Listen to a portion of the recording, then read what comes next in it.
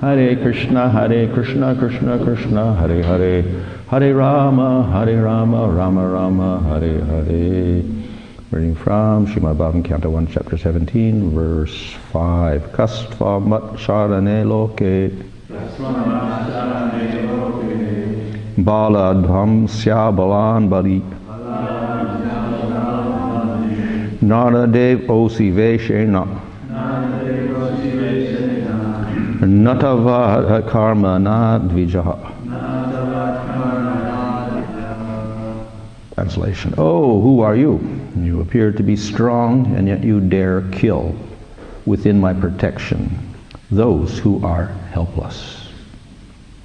By your dress, you pose yourself to be a godly man or king, but by your deeds, you are opposing the principles of the twice-born Kshatriyas.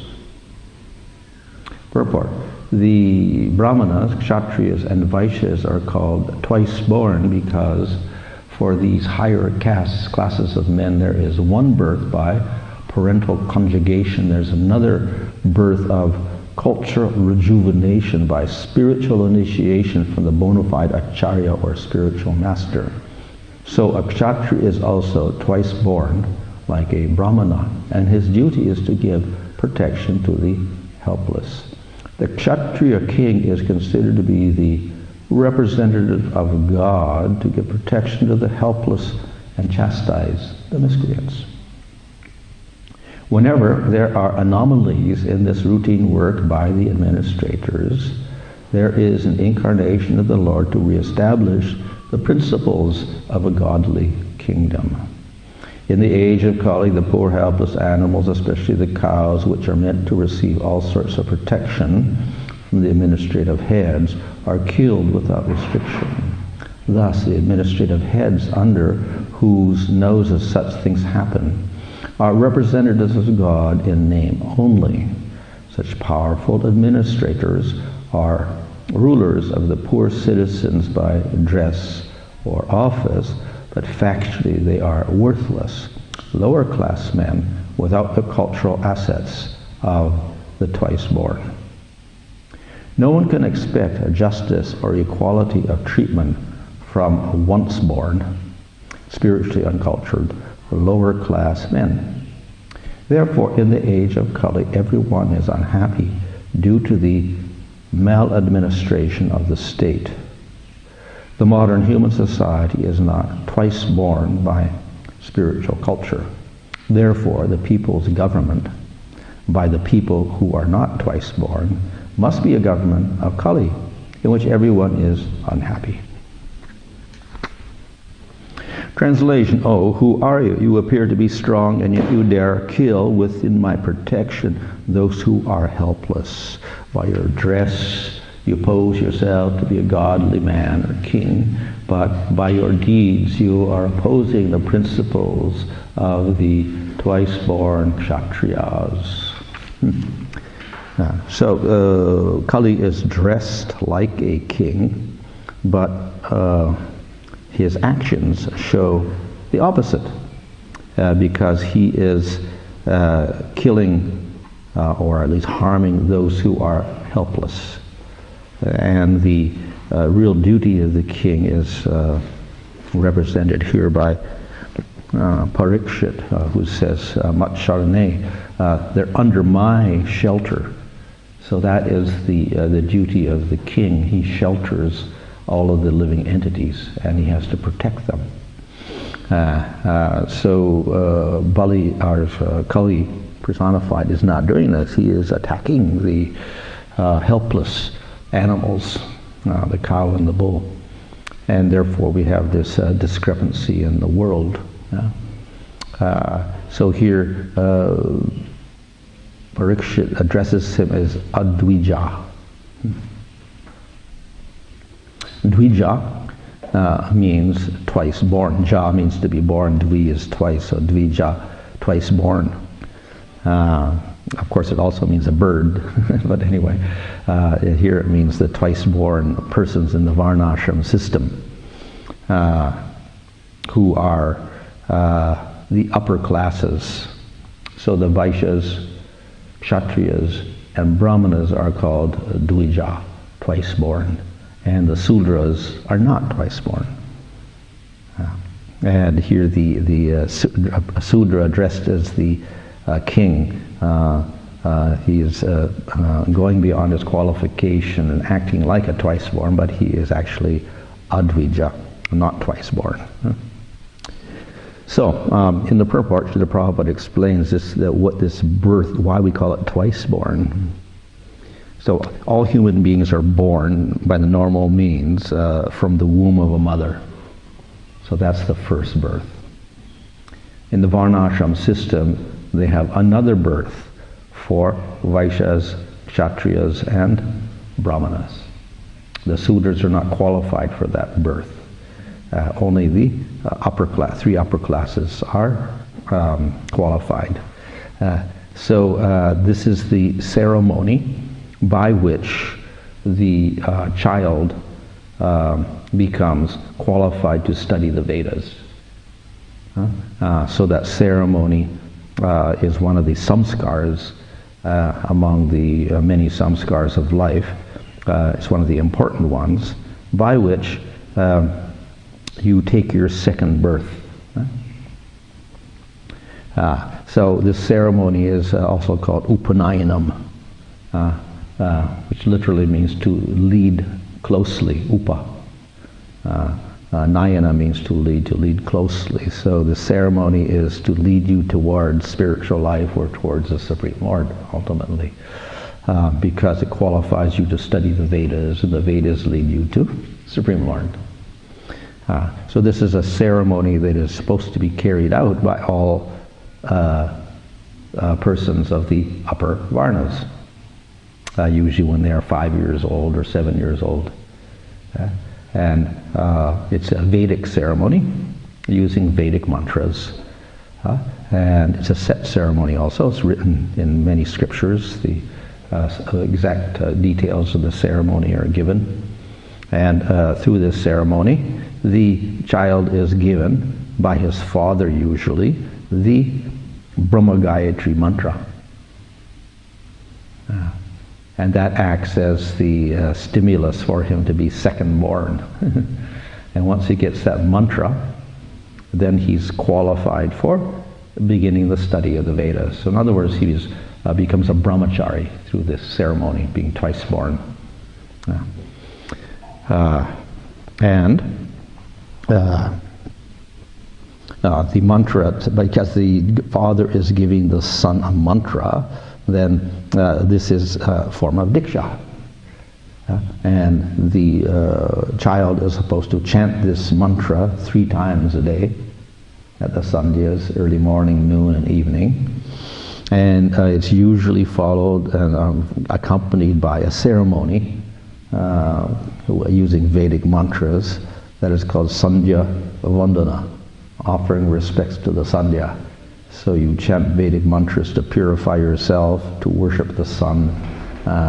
If we do a few tarpanas to the pitras, etc., you call the Gayatri mantra as avahana, and then you chant your mantras maybe 10 times or 20 times or whatever you can do. And then you say goodbye to the deity Gayatri Devi, tell her to go back to the mountains, Himalaya mountains. And you offer some prayers, etc., and then you conclude. So it takes about half an hour or so to do that ceremony. So you're supposed to do that 3 times a day, and if you omit to do it, then you consider it very sinful and you go to hell.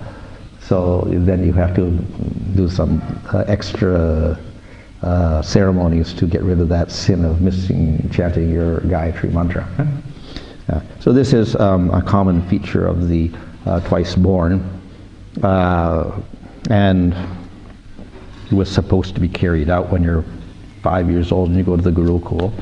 But we see traditionally, over even the last 500 years, even then they were not really following so properly, and only the Brahmanas generally were more strict in following these rules, and in many cases they would go to the Gurukul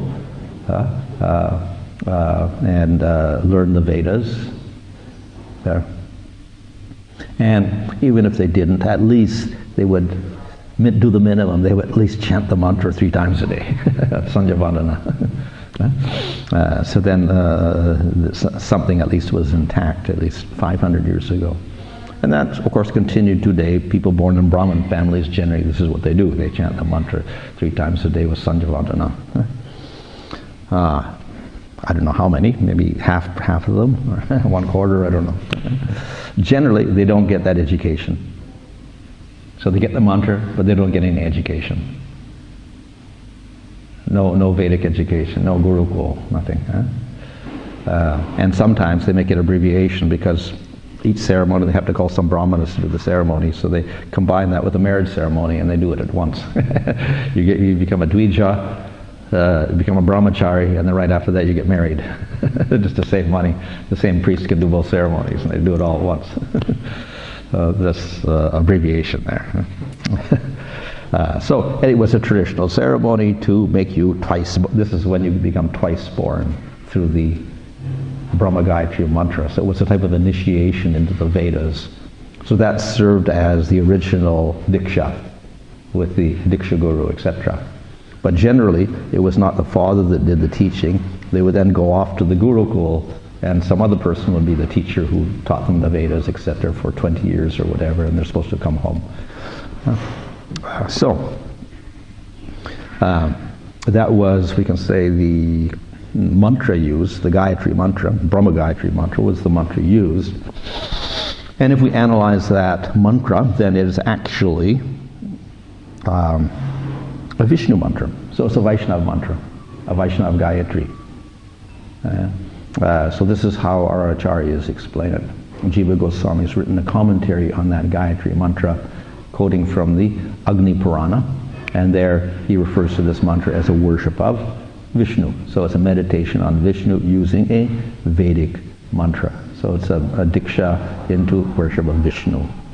Unfortunately, many people, they get the mantra and then they have other theories. It's a worship of the sun god, or it's worship of Shiva, whatever.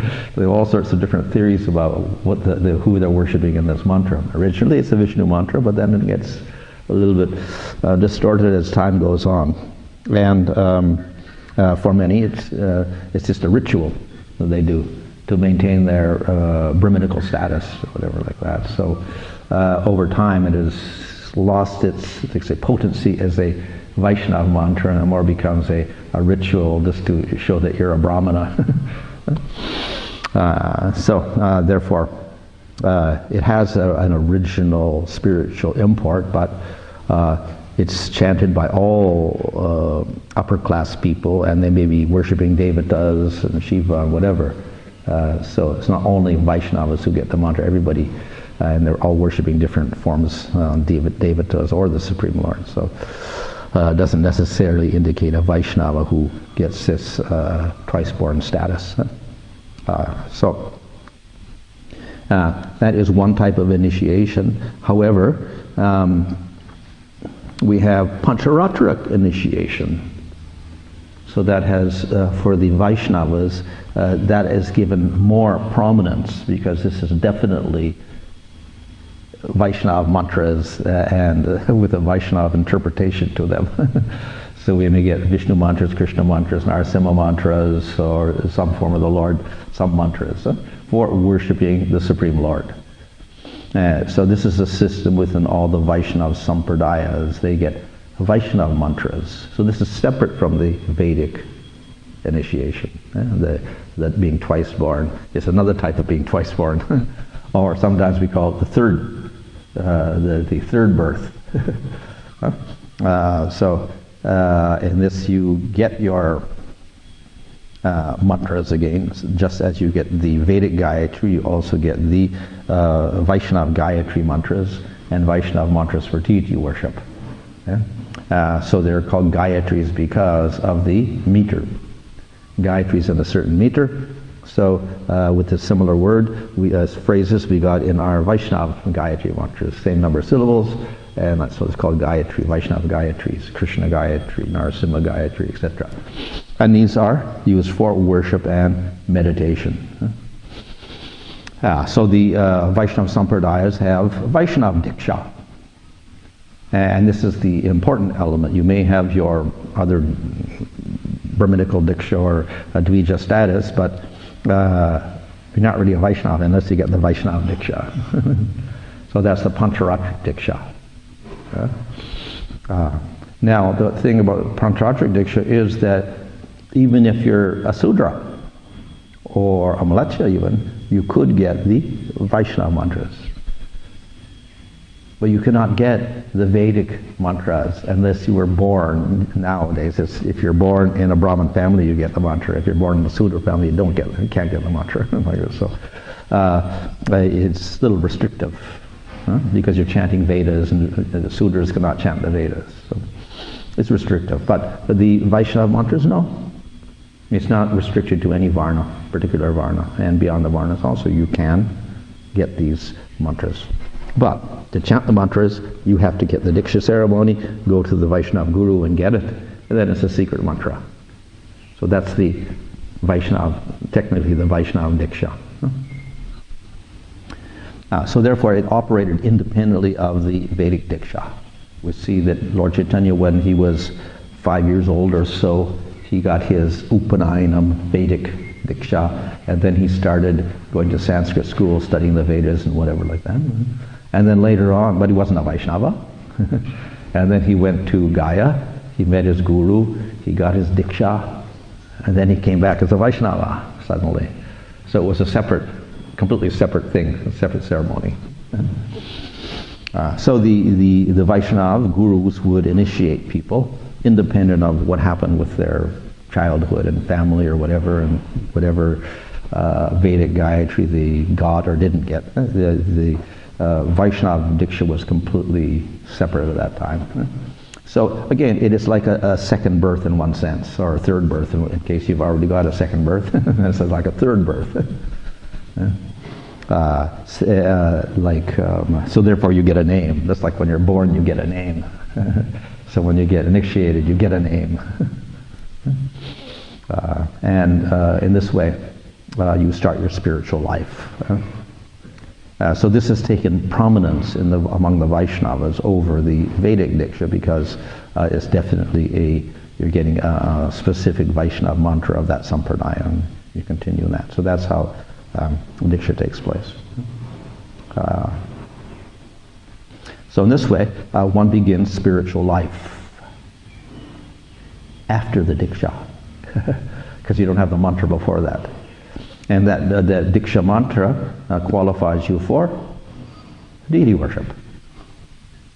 So that's why we say, Prabhupada will say that you can't go in the deity room unless you got second initiation, because you got to get the mantras. So when you got that Diksha, then you can go and worship the deities. You don't have that, you can't worship the deities. So there's a little bit of a distinction between devotees. So pancharatrically speaking, that's correct. You can only be qualified for deity worship by Vaishnava Diksha.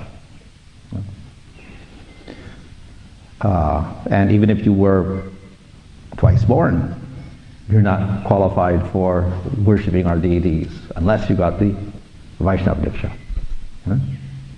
So in other words, this is superior to that. For us, that's superior to the other, the Vedic Diksha, or the twice born, being a twice born.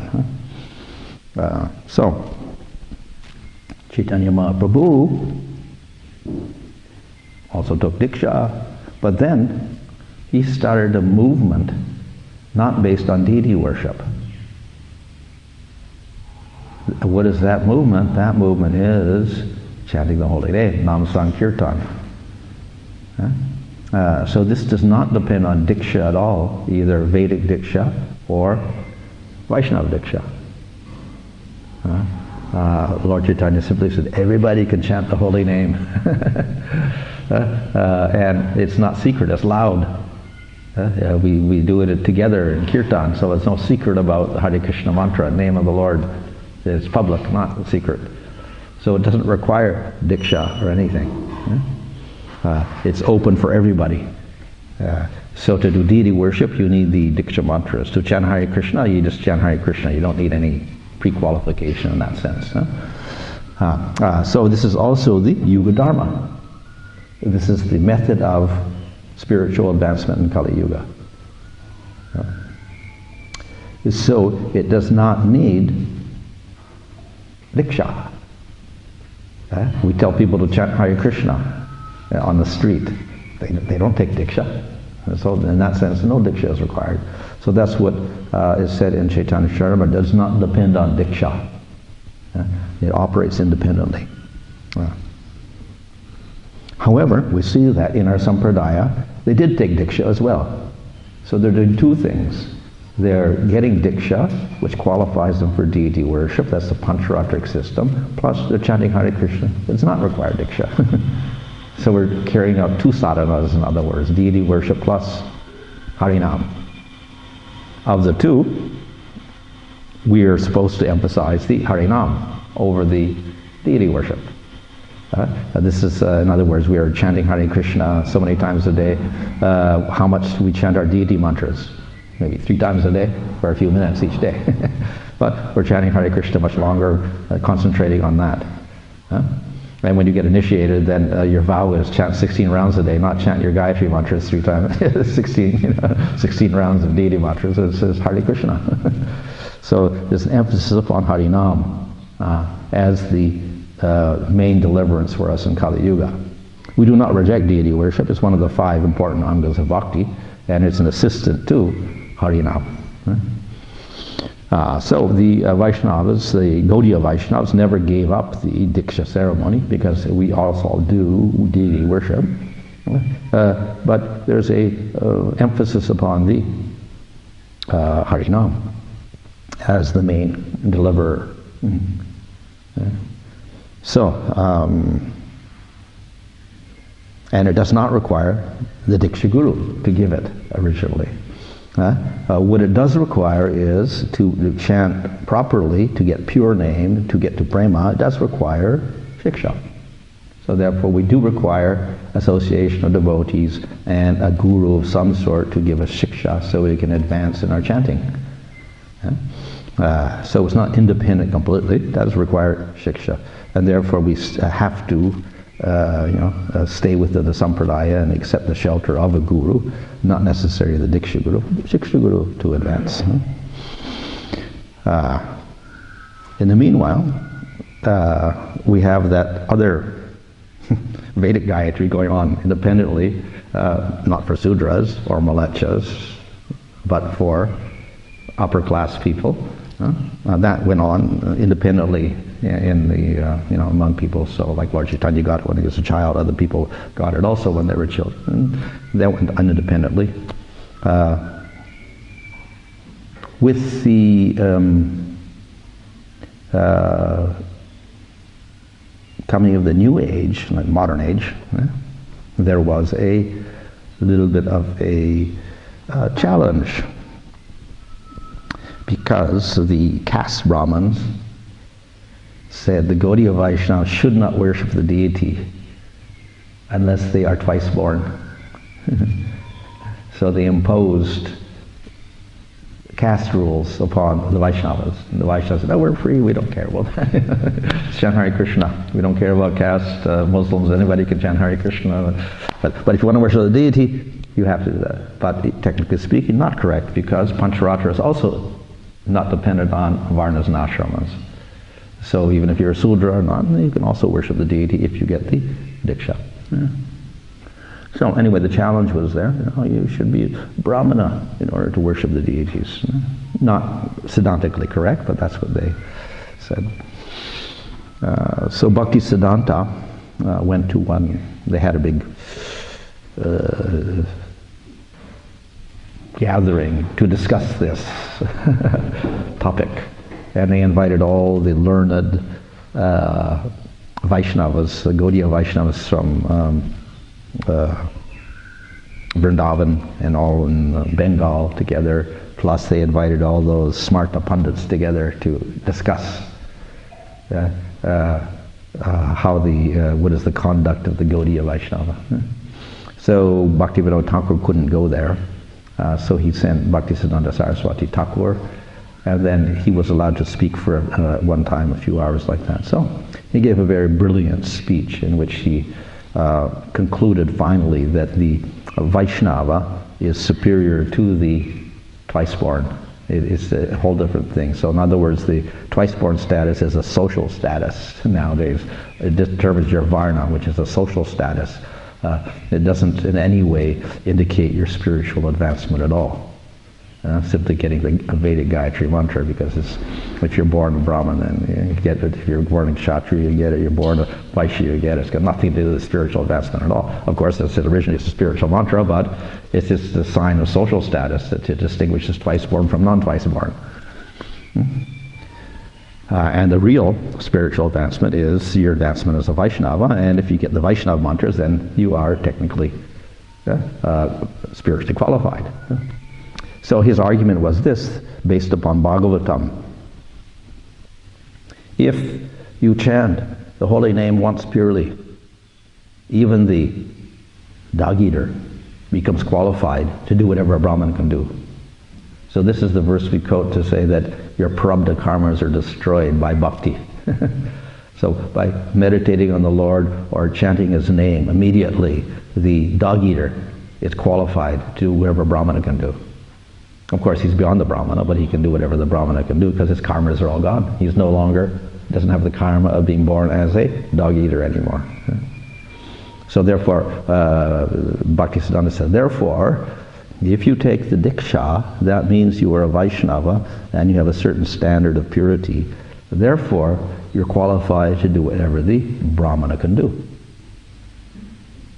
And therefore, when he gave Diksha, then he gave the Brahma Gayatri with the whole complete samskar, making his male devotees into brahmacharis. So they all line up, even if they're old men. And they would get Brahma Gayatri mantra through the Upanayana samskar, Vedic samskar with the fire sacrifice, etc. After they got there, Vaishnava Diksha. So that's where we get our so-called Brahmana Diksha from that idea that the Vaishnava is superior to the Brahmana and can do whatever he does. So then they got the mantra, they got a thread, and then he said, okay, our Gaudiya Vaishnavas are superior, and we can do whatever the Brahmana can do. But it was basically let's say as I said, a social, that Brahma Gayatri is more a social type of symbol, got a thread, okay, he's a Brahmana. It just means he's of that status where he's qualified to do certain things in the Varnashram system. So why we're so attached to that? Well, we aren't. It's just that he wanted to show that the Brahmana, that the Vaishnava is superior to the Brahmana, and therefore we can do whatever the Brahmana can do. So we shouldn't take it in any other way. So it's a sign to the caste brahmanas that we can do whatever you do. So in other words, social sign, nothing to do with the spiritual advancement as such. Originally it did, but later on, due to caste brahmanism, it didn't. So anyway, twice born ultimately should refer to the spiritual birth of a person, not the physical birth. And in the original Vedic system that was so because when you got your second birth, then you did study the Vedas, and hopefully you got some spiritual inspiration from that to carry out your life in a spiritual way. With time, as I said, then gradually most of those people who got the Dvija status didn't even go to the Gurukul, very, very few. And in the present day we find that, I don't know, of all the twice-born people, not even 1% go to a Gurukul, I think, at all. Maybe 0.01% or something maybe go, and only the Brahmanas are that, a few Brahmanas, because they can't make a living out of that once they get out of the Gurukul. They become a Sanskrit scholar and a reciter of the Vedas. What can you do? All you can do is get work in a temple, possibly, most. So therefore, not very popular to go through that education nowadays. So therefore, it can't be taken as a sign of spiritual status at all. It's more of a social status symbol. That's all, a mark of that. So, but this place is taken by Vaishnava Diksha, or Pancharatri Diksha. That's one. But then with Lord Chaitanya, then even that gets superseded by chanting the holy name. That's the real social status. Now, Of course, we do try to measure people by their initiations, first initiation, second initiation, then if he's better than a person without initiation. So that's maybe in some senses true because they're more serious, but on the other hand, it's the real advancement is the realization through chanting Hare Krishna, Hare Nam. That's the real status of advancement, which may be different in different people. They may progress at different rates, and it operates also independently of Diksha, our Diksha, or Vaishnava Diksha. So therefore we can use it as a convenience measure, but then it becomes something like a social status, just like with the brahmanas. If you got the thread, okay, he's a brahmana like this, so oh, he's got Diksha, he's a status like this. So we shouldn't fall too much into that mode of just labeling people based upon their externals, whatever. And at that, as I said, these are only they are not measures of how you chant Hare Krishna. And that's Diksha is only that you're chanting your Vaishnava mantras. That's all, which is not our main sadhana. So it may be a little bit misapplied to judge people based on that. So therefore, in Lord Chaitanya's movement, the emphasis upon Harinam, chanting of the holy name, that's the main sadhana, and that's the main way in which we get our advancement. So that's the main measurement of our success in devotional service, through chanting the holy name. And it doesn't depend on ceremony as such, or ritual. And it's free for everybody, so it's quite a different type of revolutionary process, and it doesn't require ceremony or anything, or even qualification. Just chant Hare Krishna, and you can start and advance in that way.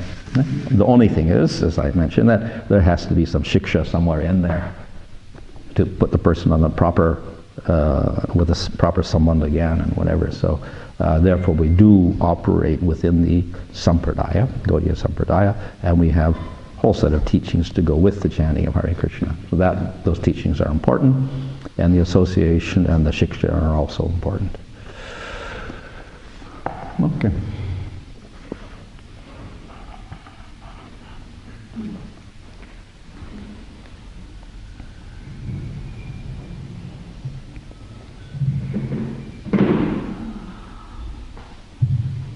I'm just thinking about when we do fire sacrifices, the Vaishnava Purna, is that done simply for auspiciousness, or what's the main function? Well, it's difficult to figure out what the origin of that is in one sense. There is, in Pancharatra, there are some sacrifices you can do. I think in that Bharadwaj Samhita that was circulating around, there was a sacrifice you can do for Vaishnava Pancharatric initiation. There is a ceremony. Also in Hari Bhakti Vilas there is also a fire ceremony, yajna, etc. But it is quite different from what we do. And in the Gaudiya Sampradaya, generally they never did a sacrifice for Diksha. Even Sri Sampradaya, I don't think they do that one mentioned in the Pancharatra. They do some yajna when they give you your brands or something like that, but it's a different ceremony. So in general, through the Gaudiya Sampradaya, the whole process of Diksha, Vaishnava Diksha, where you get your secret mantras, Krishna mantra, is just giving the mantra, finished, and get a name, finished. No ceremony, no yajna, nothing. Yeah, even today. Like in, I asked Krishna Kshetra Swami that because he did the study of the Radharaman temple and the deity worship there, says, how do they do their initiation ceremony? So he says, well, I observed once the Goswami there was giving Diksha to somebody. He just called him onto the balcony there, and in private, gave him the mantra. That was it. It's go away. It's finished. So just give the mantra and go. And we see in Srimad Bhagavatam also Gopakumar, the guru came and he gave him his Krishna mantra, the 12-syllable mantra, and then went away. That was it. Just gave him mantra and went away. So, and we find that the Janava Mata, the wife of Nityananda, she gave thousands of people Diksha. So in other words, she just gave the mantra to everybody. Didn't go through ceremonies or whatever like that. There's no description of any yajnas or anything at that time. So originally it was like that. And even for Bhakti Siddhanta Saraswati, the only time they do a yajna is when they get the Brahma Gayatri mantra. They do the Upanayana yajna. because it's a samskar, and each samskar has a yagya. Usually they have a yagya to go with it, so it's a prescribed yagya with Vedic mantras. So they did a fire sacrifice at that time for that. So how we get it in there in first initiation and in second initiation, I don't know, it's there, but it's not illegal or anything, but we're not really following any vidi for it also. There's which mantras are flexible, you can put any mantras in there you want probably. And the ceremony for establishing the fire, you just take it out of the Sakriya Sardipika, kind of out of there, which is the Vaishnava adaptation of the samskaras there. So that, like that, well, the function of it is, it can be there, fire sacrifice can be there because it's a worship of Vishnu also, but actual vidis and why we do it for Harinam especially is a little bit strange. If we do it for second initiation, fine, there is ceremonies for that, and also there is for the Brahma Gayatri, there is definitely the Vedic fire sacrifice there. But for Harinam, that's quite unusual. So it's just something that Prabhupada established. Yeah. And when we started doing it, it's so flexible. I think we kind of warped it a little bit here and there, and we've added things to it and whatever. So, there was colors somewhere, throwing colors in the fire someplace and whatever. And then they chant Brahma Samhita in front of it, and we add a few things onto it. But it's all just added on later on. We don't have any Shastric reference for any of these things. It's like social that brings the whole community together. Yeah, it can. Yeah. It has an aspect like that, a social thing, but then Harinam in one sense is not a social thing. It's simply an individual chanting of the holy name ultimately for spiritual advancement. It's separate from social things. And if we emphasize the social aspects, then that becomes more like getting initiation becomes a social ritual, which is not what we want it to become, So it becomes again like an external factor that you got initiated, like this. You're not initiated, you're less. So that also becomes a little bit of becomes a little bit materialistic if we start emphasizing the social aspects too much. Yeah? Also, when we get in this one, we get the 7 different Gayatri mantras that we chant. Yeah, they're not all Gayatri. There's 3 Gayatri, the 1, 2, Guru Gayatri, Gauranga Gayatri, Krishna Gayatri, Kam Gayatri, and the Vedic Gayatri. The other mantras are not called Gayatris. The meter is different. Those are for worshipping the deity, the Mula mantras of the deity. So the Brahma Gayatri, is that the first one? Yeah. So in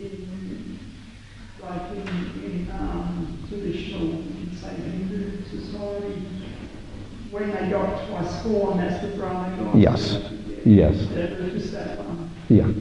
And then they're supposed to chant that 3 times a day with the Sandhya Vandana rituals. But as I said, generally the Brahmins do it, the other castes don't really do it much at all. And then among the Brahmins, maybe not all of them do it either. So is that coming from Bhaktivedanta Saraswati, all those 7 mantras, or is that from? They're more or less traditional. I've seen them written out in almost exactly in one of Bhaktivinoda Thakur's books, Padati, Archana Padati, I think I saw it there. They're kind of, looks like the similar mantras. So those are Sampradayic mantras. So apart from the Brahma Gayatri, the others are more or less Gaudiya Sampradaya mantras. And particularly, of course, the Krishna Kam Gayatri is mentioned in the Chaitanya Charitamrita. And then the 18-syllable mantra is very famous, and that's the one that Lord Chaitanya also got, so that's very Sampradayic. The Gaur was mantra, obviously. Lord Chaitanya probably didn't chant it, but yeah, that was introduced afterwards. Yeah, Maharaj, thank you for the class.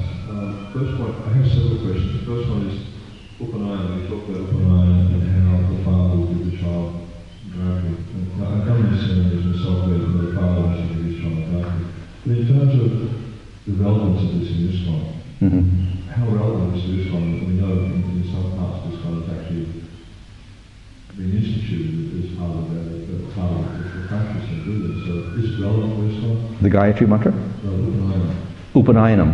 Well, its only relevance is to preach to the smarta brahmanas, basically, to show that our social status is equal to your social status. That's what it was for Bhakti Siddhanta.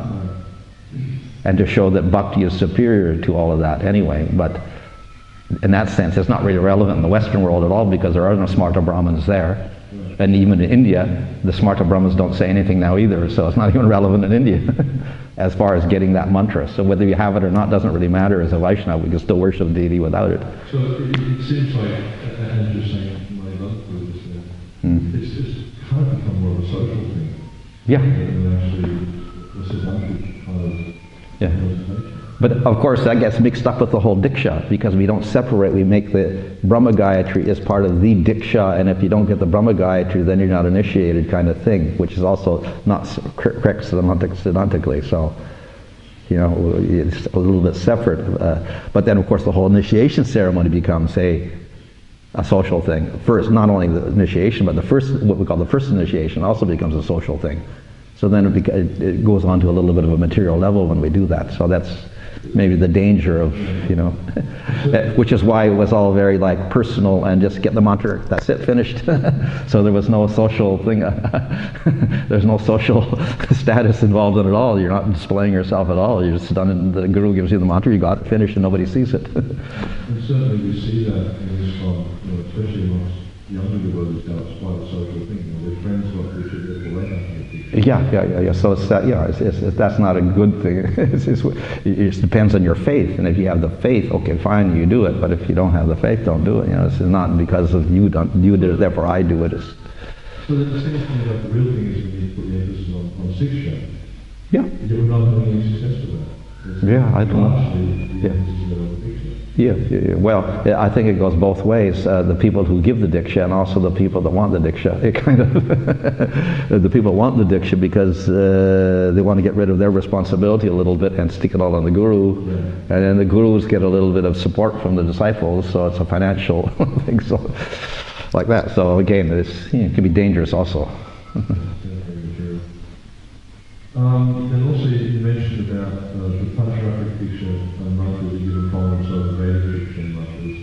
Yet we see in some circles in ISKCON this whole Vedic thing, you know, oh, it's not Vedic, so it won't work.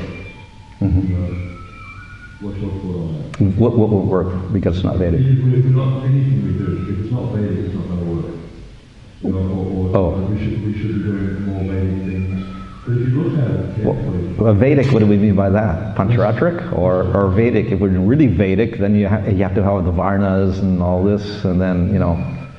But we don't even emphasize that at all as far as Gaudiya. Even Lord Chaitanya was not much interested in doing all that. But if you look at the things that are being referred to as Vedic by many devotees, they have quite a recent history. Yeah. The way we dress, for instance. Yeah. Or even our Vedic food is not, it's probably Bengali food or... Yeah. And then you also made a comment about deity worship supporting Hare. Can you comment on that a little further? Yeah, so obviously the Yuga Dharma, the main shelter for spiritual advancement is chanting the holy name. Yeah? Harinam, Harinam, Kevalam, like that. But we find that within bhakti we have many different activities we can do, and we can't just isolate ourselves from everyone. So and just work with our chanting. Most people need some other engagement. So therefore we have all sorts of engagement of the senses in bhakti, and one of those is deity worship. And of course in Nectar Devotion, Rupa Goswami said 5 are the most powerful ones, and that includes the deity worship. Well, of course, we have hearing and chanting and association of devotees living in Vrindavan. These are the 5 things, along with deity worship. So, deity worship also is particularly attractive because we have a form of the Lord to worship, and therefore some people have difficulty understanding who is Krishna, or what is his form, or how do I meditate on Krishna. They just have to look at the deity, and then they got an object of meditation right there. And in terms of service, they can actually do active service, not just meditating on some, doing something for Krishna, but you can actually do some service for Krishna, like cook for Krishna, dress Krishna, bathe Krishna, etc. So this gives some, let's say, real practical engagement of our physical body in devotional service. That's also helpful.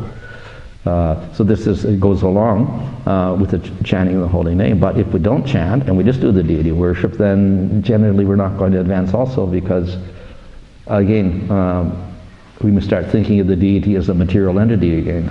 So it's the chanting of the holy name which gives us our main spiritual advancement. So if we do the holy name along with that, then we're sure to maintain that, let's say, keep the deity as a spiritual figure, not a material thing. So then in terms of new devotees,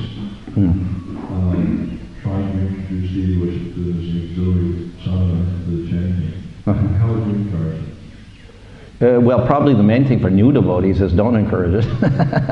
Get them just to chant and see if they can chant properly, and and then get someone again get the philosophy correct first of all. And once they're at a certain level of steadiness in chanting, and there maybe they want some form to concentrate, then we can introduce deity worship. But even then, we don't have to worship. They don't have to worship the deity. They can just come to the temple and participate in the programs in the temple where we have deities. And then, of course, if they're a little more advanced and they got some time and they want to engage themselves, then they could have deities or whatever. But it's not necessary in all cases. Yeah. It's kind of interesting you say that, because often it's the case that when people first come in contact with this one, sometimes the first thing they do is they get deities. Yeah, which is yeah. Next question I have.